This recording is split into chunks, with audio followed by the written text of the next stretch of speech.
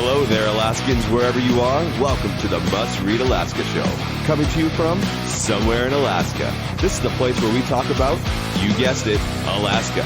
Where we keep the mainstream media on their toes and where we are standing up for what's right in a world run by leftists. You can find out more by heading over to mustreadalaska.com and also checking out the Must Read Alaska YouTube channel for some really great content. But first, let's get this party started.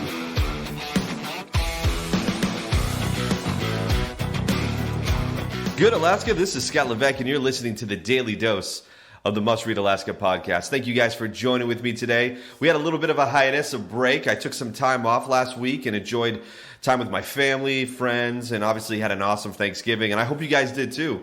Hope you guys had a great Thanksgiving. And listen, we got a lot to be thankful for. And there's a lot of things to be concerned about, but generally we got a lot of things to be thankful for.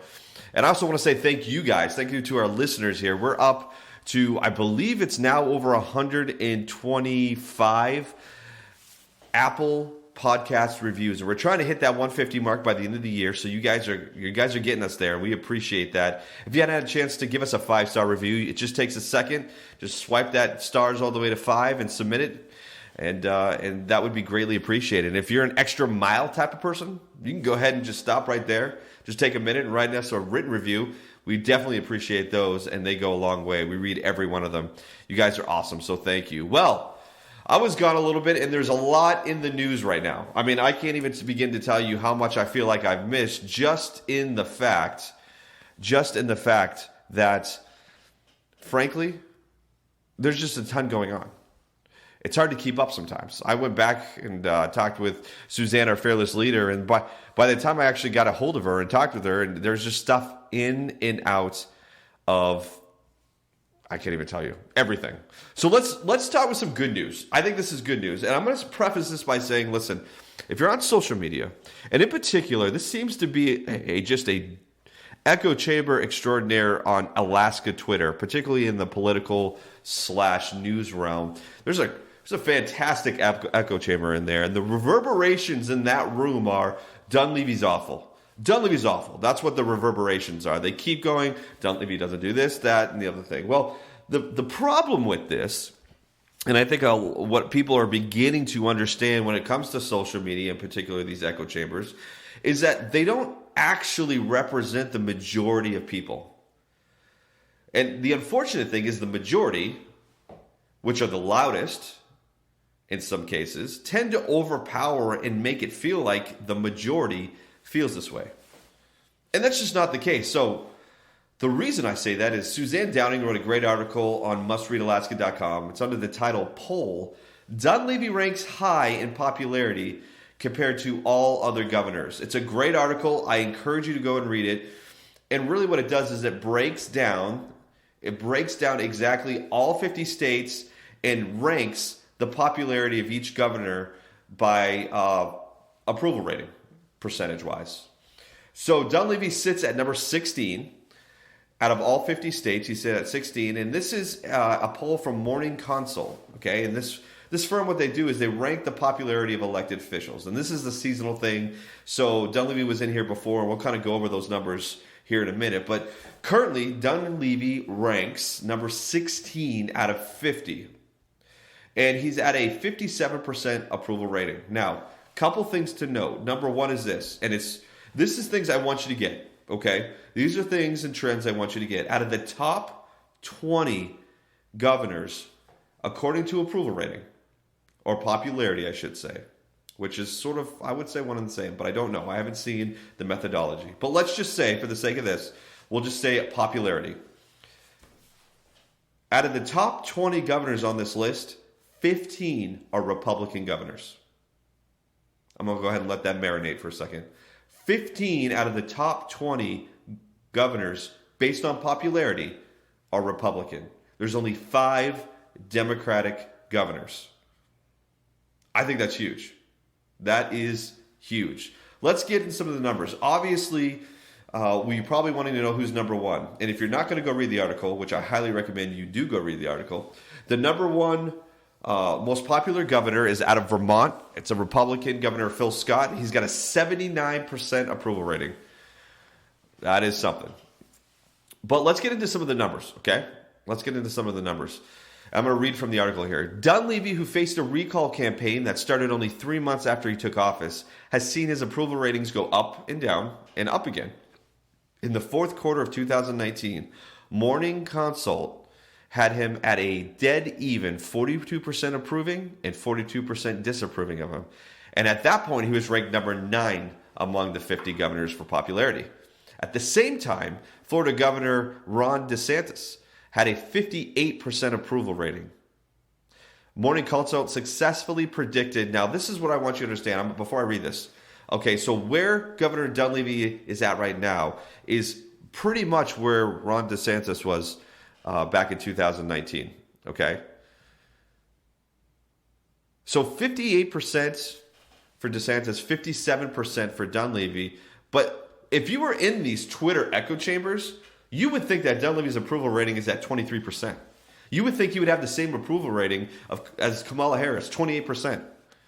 But that's not the case. His approval rating right now is at 57%, which is over the majority. It just is. And that's the danger, once again, of these echo chambers. Now, here's the problem. As we talk about the upcoming governor's race, we have two fairly prominent candidates emerging. You have, obviously, Dunleavy running for re-election, and then you have former Governor Bill Walker running. Now, why is that important? Well, I'm going to tell you why that's important.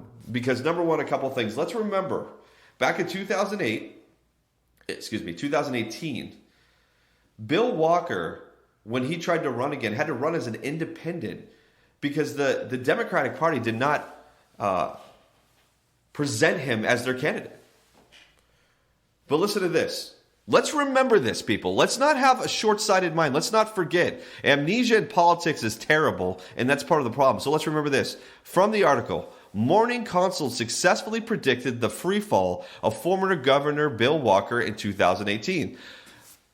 The polling firm named him the least popular governor running for re-election in 2018, with a net approval rating of negative 26%.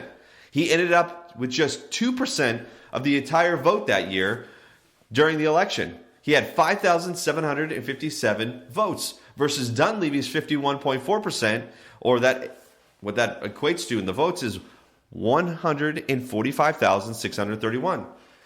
Remind you, when Bill Walker was trying to run for re-election in 2018, he had such abysmal approval rating that the Democrats kicked him out as their candidate, and he only got 2% of the vote, and right now he's their leading candidate. It's astounding. Listen to me. Do not have political amnesia. Quote, Walker posted the largest net slide in approval of any governor in the fourth quarter, falling 19 points compared to the previous quarter, the survey firm reported.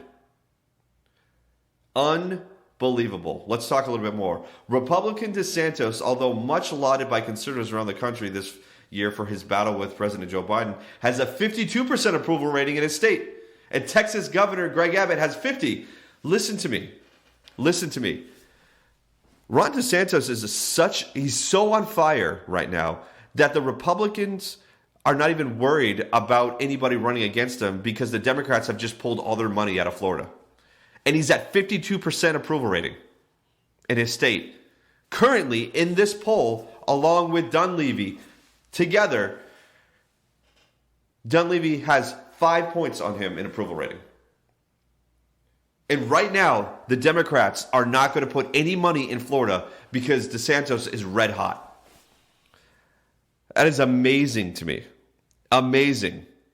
Surprise, surprise, just to round out everything, the least popular governor in the country is Oregon Democrat Kate Brown, who has a 43% approval rating. This is up slightly from the fourth quarter of 2019, when 37% was her approval rating. Well, gee, that's what happens when you let Portland burn, I guess. Listen, I'm telling you right now, this has to be shown to anybody that sits in those echo chambers on Twitter and Facebook. Get yourself out of that and realize that the majority of people are not sitting on Twitter bad-mouthing government and leadership the whole time. with an agenda on there. It's just the reality. That's not happening. And this poll proves that. As a matter of fact, the poll should not just prove that, but prove that Dunleavy has an excellent chance for re-election. With 5 points over DeSantis, who again is red hot in Florida. The Democrats are putting no money in a Florida campaign against him. He's red hot. And then the Republican governor for Texas, Greg Abbott, is at 50%. Now let's keep in mind this. When we talked about the fact that the top 20 most popular governors in this poll, 15 of them were Republican. Guess what? It is pretty quantifiable now how many left Democratic-run states like California and New York and decided to what? They moved to where? Florida and Texas. That's where they moved. What I'm saying is that let's not just listen to the minority noise when it comes to those who have a minority viewpoint on certain topics. Because it's pretty clear Dunleavy has done a great job. I would dare say Alaskans actually appreciate the way he's handled COVID-19, the pandemic, and the fact that he's allowed liberty and personal freedom to be the driving factor in what he does. Mark my words. If the polling is correct, you're going to see that at the governor's race. You're going to see it. You're going to see it. Well, speaking of that, there's many things that I could say about this, but let's just talk about a fact of a story that was written today by Susanna, and I think we need to address this. It's under the title. It's a long title, and it's at the top of the page. Jumped the shark. ADN lets recaller Scott Kendall pen steady stream of anti-Dunleavy propaganda on its opinion page. And listen, if you've ever been to the ADN opinion page, I can tell you what, it is just left and right, article after article, questioning not just the governor, but the mayor. It's almost like it's just stacked up and up and up and up. And so when you're looking at mainstream media and you're looking at legacy newspaper media, this is just another great example of not understanding the pulse. You're driving to one particular demographic, one particular ideology, and as a matter of fact, it's becoming more and more evident. Listen, go to the article and read it. It's fascinating. And if you don't know who Scott Kendall is, Scott Kendall's an attorney. He's a part of the Bill Walker regime. You know that Bill Walker regime that I just told you had the largest slide in 2018 for all 50 governors in the United States. He had the largest slide, only got 2% of the entire vote when it was election time in 2018. Wasn't he even a part of the Democratic Party? Yeah, that's Scott Kendall, excuse me. Scott Kendall, who penned and formed and was the brainchild behind Ballot Measure 2, which was funded by dark money. The majority of the money that came to that actual ballot measure that was for the ballot measure was outside of the state, even though that the ballot measure was touting itself as getting rid of dark money. An absolute disgrace and misstatement, which is totally, it's unbelievable how misrepresented that ballot measure 2 was. That Scott Kendall is now seemingly a opinion reporter for anything against the Dunleavy campaign. Okay, so let's take a little bit of a note. And this again is from the opinion page in ADN and we're going to go through just a timeline, okay? A timeline, and this timeline can be found in the article, so I'm reading it from the article in case you're wondering where I got it. Let's just start from 2 years ago. Okay, Kendall writes this, I quote, "It's time to end the myth of support for Dunleavy's agenda and to turn towards a better future for Alaska." Interesting. Build back better, better future for Alaska. How's that going? Again, 2 years ago, Kendall writes, "In Alaska, nothing is impossible. Support the recall for Governor Dunleavy," who he was running up.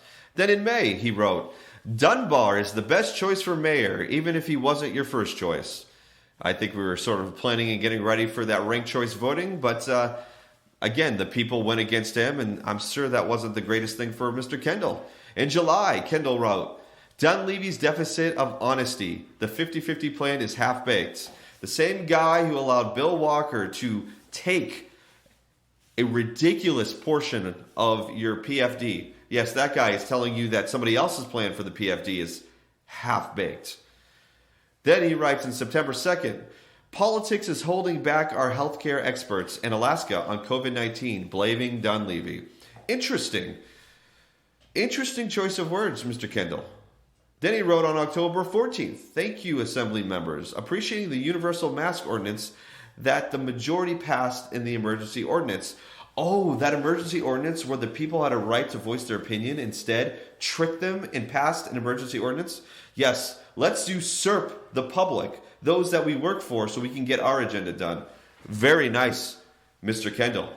Then on the October 25th of this year, he writes, Dunleavy thrives on dividing Alaskans. Says the guy who's writing op-eds to divide Alaskans. Again, you can't make this logic up. And this week he writes, Dunleavy's corrupt misuse of public funds is rampant.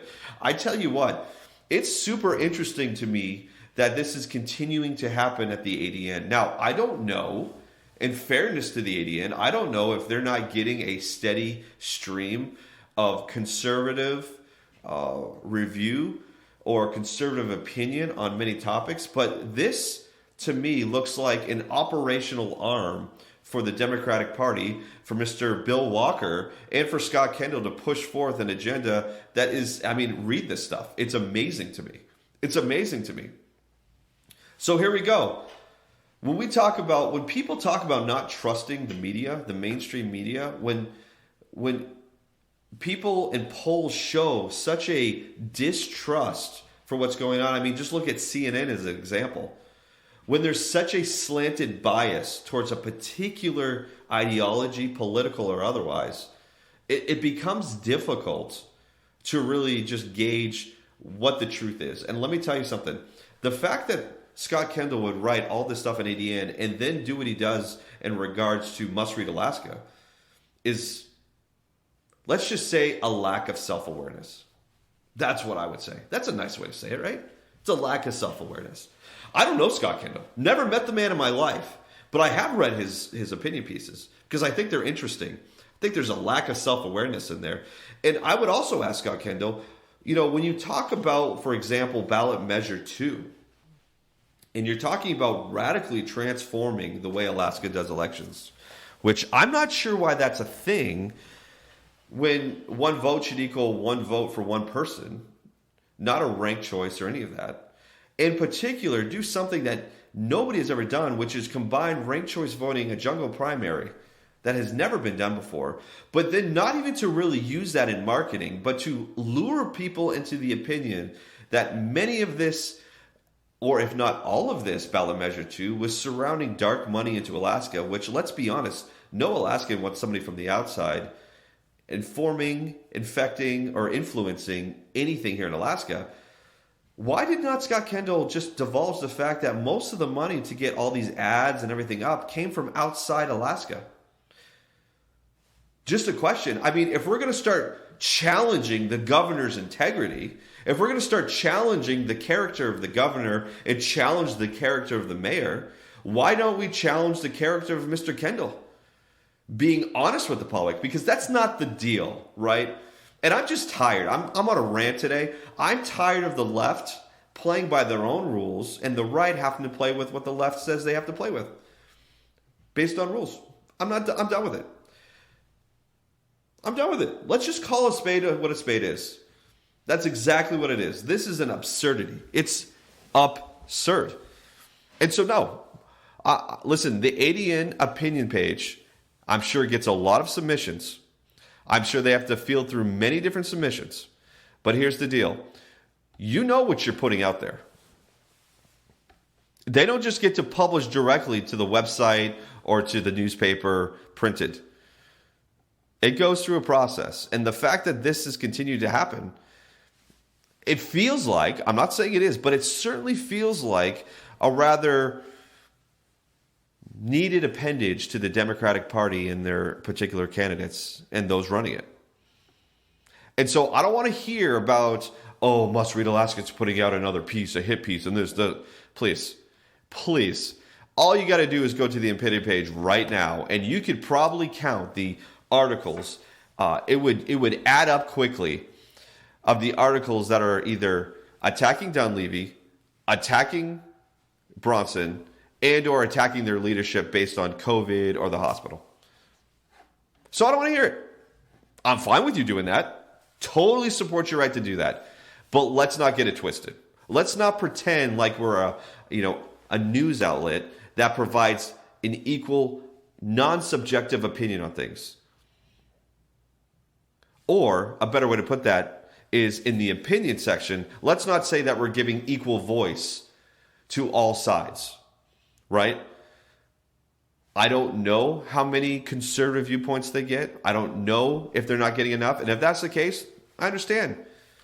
But again, it's the appearance. And public trust in those institutions, particularly mainstream media, legacy newspaper media, it's low. I mean, look at the polling. It's, I think, now below 35%. I'm just saying. All right, let's move on. I'm off my rant. I'm all about being honest. Let's be honest. Let's not attack everybody's integrity and character when you yourself have some answers that you need to provide us with the questions about integrity and character. But that's nonetheless. I'm just saying, let's be equal on both sides here. And I know Scott Kendall's not in the running for office, but let's just be honest about this. You were the brainchild behind ballot measure 2. And the entire scope of that was 3 very big things that never should have been into one ballot measure. And then on top of that, the marketing and the messaging was all about one of those measures that had very little to do with the election transformation that was going on there, and everything to do with the fact that you were sort of straw manning a bigger issue than it really was. You were trying to provide people with a scare tactic of fear. Hey, let's not have outside money interfering with our elections. Hey, let's not do that. Oh, by the way, we just forgot to mention that the majority of our funding came from outside, quote, dark money. It's politics, baby, but I'm allowed to rant. I'm allowed to just give a little bit of feedback. All right, I'm going to finish up with this, okay? And I'm interested to hear what you guys have to say. But Cathy Giessel is just filed to run against Senator Roger Holland. Okay? We have an article about this. Suzanne is always on top of all this. And it's titled, Cathy Giessel Files to Run Against Senator Holland. From the article, Senator Roger Holland, who represents District E in Anchorage, has a competitor for 2022. And it's the person he beat last time, former Senate President Cathy Giessel. Giessel today filed with the Division of Elections. She has not yet filed with the Alaska Public Office Commission, and her website has yet to be launched. Holland beat Giessel in 2020 by 30 points in the primary, but he only beat Democrat Carl Johnson by 4 points. But the Libertarian Caroline Care-Clift took 4% of the vote that would likely go to Holland in a ranked choice voting scenario, which will be how the next general election is conducted. So here you go. Get ready. Okay? Everybody is positioning themselves because, like we just talked about, man, segues are great today. Ballot Measure 2 has now created this dynamically different way to run for office. Okay? It's not just you have ranked choice voting, but you got this jungle primary, which takes the 4 top candidates and puts them on a ballot. So it's going to be chaos. It really is. What it does is it creates a simplified system and convolutes it in the fact that they're trying to create this mass chaos in voting. It was very simple. You had one vote for one person. Very simple. Very simple. Now you don't even get the primaries. You don't get a Democratic primary and a Republican primary. No, what you get now is a jungle primary. Everybody's out there, and the top 4 vote getters then move on to the general election. And you're like, Scott, why is that different? Because people don't listen. Votings can be crazy. Ballot Measure 2 is a great example of this because the actual explanation on the ballot was such a disgrace to what it really was. It does not even begin to encompass what Ballot Measure 2 really meant, that people voted for it based on the explanation from those who came up with it. Listen, I'm not a fan of it. I know there's litigation going right now in the justice all of that. All of that's going on. They're trying to, lawsuits and all of that's going on. But this is what we're looking at right now. And so Cathy Giessel, Cathy Giessel's back. And I don't blame her. I do not blame her, because why would you not test the waters, especially with this new election system? It's crazy to me. Listen, that's it for me today. It's a bit of a short one, I know, but we're trying to get back in the swing of things, and there's a lot going on. I'm all about this. I am willing to have any conversation. I'm willing to have a conversation with Scott Kendall if he would love to come on. I'm willing to have a conversation. Obviously, the governor comes on, the mayor I've interviewed a couple times. Cathy Giessel could come on. I don't care who. I'm willing to have those conversations. I just want to have a logical conversation.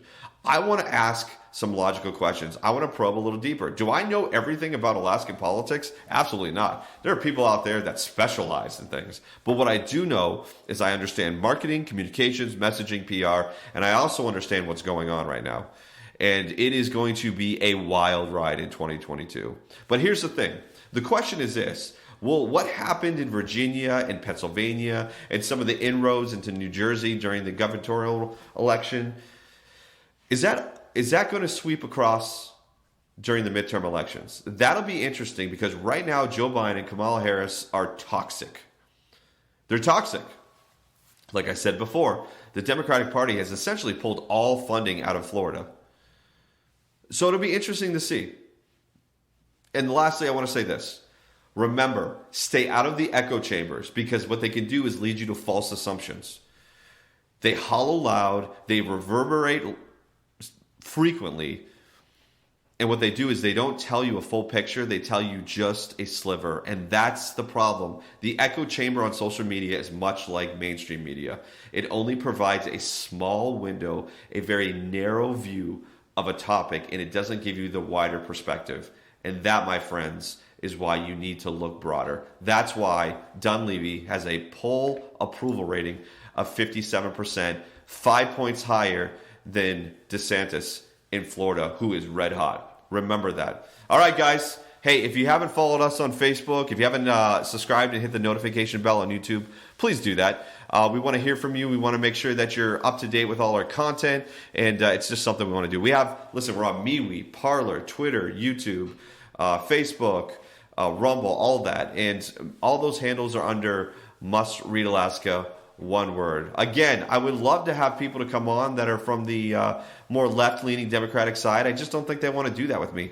I'm fair. I'm not here to try to chastise you, but I do think that, conversations need to be had, and I want to have them. I asked Forrest Dunbar to come on. That didn't happen. I get it. You're walking into a conversation that could be contentious, and I want to answer some questions. But just like you expect the governor to go on to left-leaning shows or the mayor to debate on left-leaning shows, it's not one way, my friends, and I'm no longer going to allow it to be a one-way road. It's a two-way street. So that's how I'm going to play it from now on. All right, everybody. Until next time, take care, Alaska.